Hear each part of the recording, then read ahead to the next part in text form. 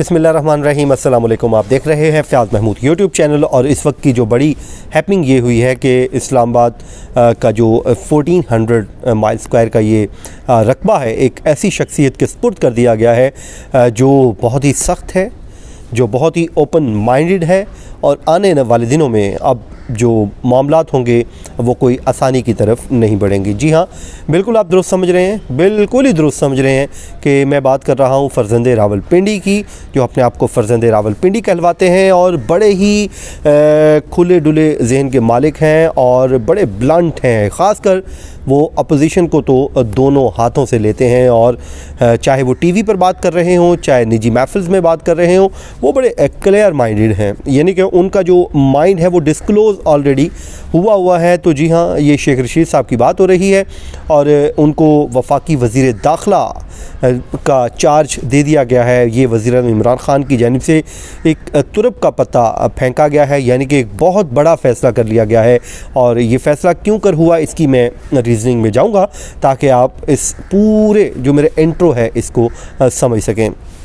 मजमूई तौर पे जी आज वज़ारतों में कलमदान तब्दील किए गए हैं। सबसे पहले तो मैं आपको वफाकी जो मुशीरे ख़ज़ाना हैं हफ़ीज़ शेख साहब, उनका जो चार्ज तब्दील किया गया है, बल्कि चार्ज नहीं तब्दील किया गया, उनको तो खुसूसी इख्तियारात हुकूमत ने इस्तेमाल किए हैं। ये वही इख्तियारात हैं जो शाहिद खाकान अब्बासी साहब की हुकूमत में इख्तियारात का इस्तेमाल करके उन्होंने मिफ्ता इस्माइल को मुशीर ख़ज़ाना से वज़ीर ख़ज़ाना तैनात किया था और उस वक्त उन्होंने जो बजट पेश करना था। तो ये वही इख्तियारात अब इमरान ख़ान ने इस्तेमाल किए हैं और उन्होंने अपने मुशीर ख़ज़ाना को जो वज़ीर ख़ज़ाना तैनात कर दिया है। उसकी रीज़न ये है कि ये हुकूमत के पास इख्तियार होता है कि वो किसी भी शख्स को वज़ीर का दर्जा दे सकते हैं, क्योंकि इस्लामाबाद हाई कोर्ट ने जो कैबिनेट की जो कमेटियां हैं उसमें से मुशीरों का जो दाखिला है उस पर बंद कर दिया था और उस पर वाज़े तौर पे एक फ़ैसला दे दिया था, जिस फ़ैसले के बाद ये इम्कान था कि उनको या तो हटा दिया जाए, लेकिन हुकूमत के लिए बहुत अहम फ़ैसला था और हुकूमत ने इसमें फ़ैसला किया है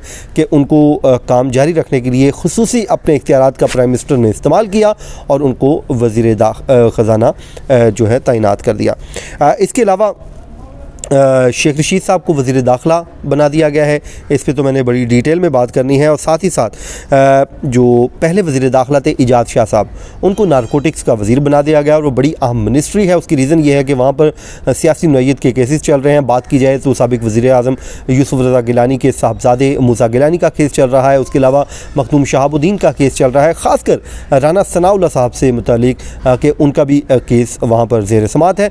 ऑल्दो कि वो बेल पे है लेकिन केस तो चल रहा है। तो वहाँ पे भी बहुत बड़ी वो मिनिस्ट्री है और बड़ा दबाव होता है, तो वो उसको चार्ज दे दिया गया है।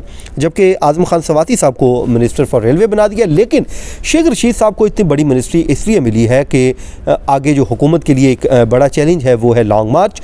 ज़ाहिर है जो भी हम कहें, हुकूमत कहे या मैं कहूँ कि उस तरह का प्रेशर नहीं है, तो ज़ाहिरी बात है प्रेशर तो होता है। जो पॉलिटिकल पार्टीज़ जब भी कोई कर रही होती हैं तो उस पर प्रेशर तो होता है।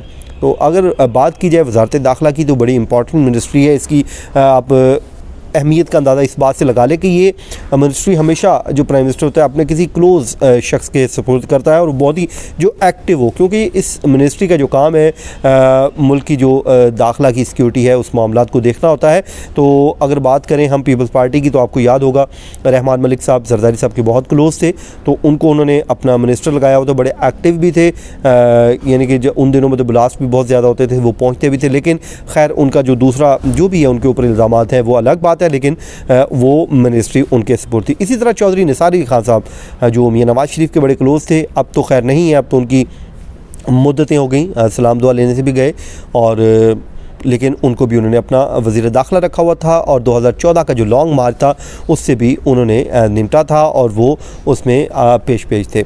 अब क्योंकि हुकूमत के पास आगे देखने को ये है कि ज़ाहिर है जब लोग बैठते हैं, जो हुकूमती जो अहम लोग हैं वो जब बैठ के बात करते होंगे तो उन्होंने लॉन्ग मार्च डिस्कस होता होगा कि अब जो अपोजिशन है वो लॉन्ग मार्च की तरफ बढ़ रही है, तो ज़ाहिर है उन्होंने लॉन्ग मार्च तो करना है।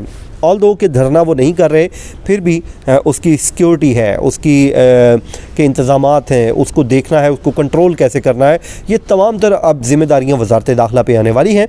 और इसी हवाले से जो वज़ीर दाखिला तैनात कर दिया गया है शेख रशीद साहब को, और उनका तो ज़हन को पता है आपको, वो तो किसी भी किस्म की डील देने के मुखालिफ हैं। वो तो रोज़ाना डे फर्स्ट से कहते आ रहे हैं कि ना डील होगी ना ढील होगी। तो अब ये वक्त आन पहुंचा है कि वो जो ढील देने के मामला थे वो शेख साहब के अपने हाथ में आ गए। अब देखते हैं कि वो इस सूरत हाल को कैसे देखते हैं, क्योंकि उसकी रीज़न ये है कि लॉन्ग मार्च ने जब वहाँ से चलना है तो इस्लामाबाद जब पहुँचना है तो तमाम तर जो रिस्पॉन्सिबिलिटी है उनके हाथ में होगी। बहुत आम वजारत है जिसमें FIA का कंट्रोल भी उन्हीं के हाथ में आ गया है, नादरा का भी, पासपोर्ट ऑफिस ये जो है, इसके अलावा दीगर जो है लॉ इन्फोर्समेंट एजेंसीज़ हैं छोटी मोटी जो सिविलियन गवर्नमेंट के अंडर आती हैं, उसके अलावा ये तमाम तर इंतज़ामात अब उनके कंट्रोल में हैं। और ये इस्लामाबाद उस वक्त उनके कंट्रोल में आया है जब PDM का लॉन्ग मार्च इस्लामाबाद की तरफ आने का ऐलान होने वाला है। उन्होंने ऐलान तो कर दिया हुआ है कि 13 के जलसे के बाद हम ऐलान करेंगे। अब देखते हैं वो कब आते हैं, लेकिन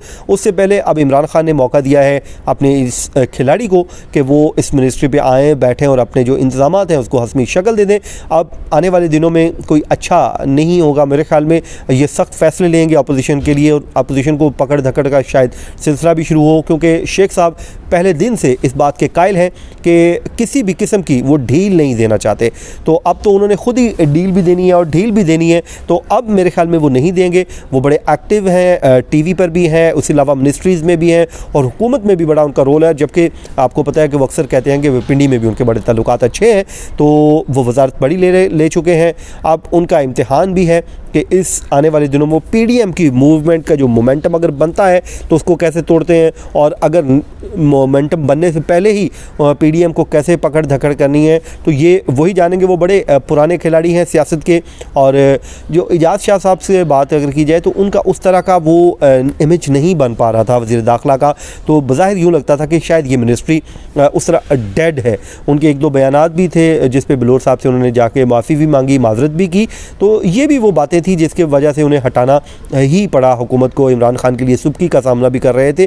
तो लेकिन शेख साहब का जो मामला है, ये पुराने सियासी खिलाड़ी हैं, ये मीर नवाज शरीफ के साथ भी रहे, परवेज़ मुशर्रफ के साथ भी रहे, इन्होंने ख़ुद भी जेलें देखी हैं और इन्होंने मुखालिफिन को जेलों में जाते हुए भी देखा है। तो अब इनके अपने हाथ में है, FIA हाथ में है इनके, इसके अलावा जो इस्लामाबाद पुलिस इनके हाथ में है। इस्लामाबाद पुलिस वो होगी जो फ्रंट लाइन फोर्स होगी, इसके अलावा इस्लामाबाद में जो रेंजर है वो भी अब इनके हाथ में होगी, और ये वो हैं तमाम फोर्सेस जो इनके कंट्रोल में है। अब देखते हैं कि आने वाले दिनों में अपोजिशन के साथ क्या होता है। तो ये इमरान खान ने जी आज कार्ड खेल दिया है। तो हमारा आज का वीलॉग था। हमेशा की तरह आपने की सपोर्ट का शुक्रिया। इस चैनल को लाइक कीजिए, सब्सक्राइब कीजिए और अपना कमेंट के ज़रिए हमें अपना फीडबैक भी दीजिए, और मुझे दीजिए इजाज़त। अल्लाह हाफ़िज़।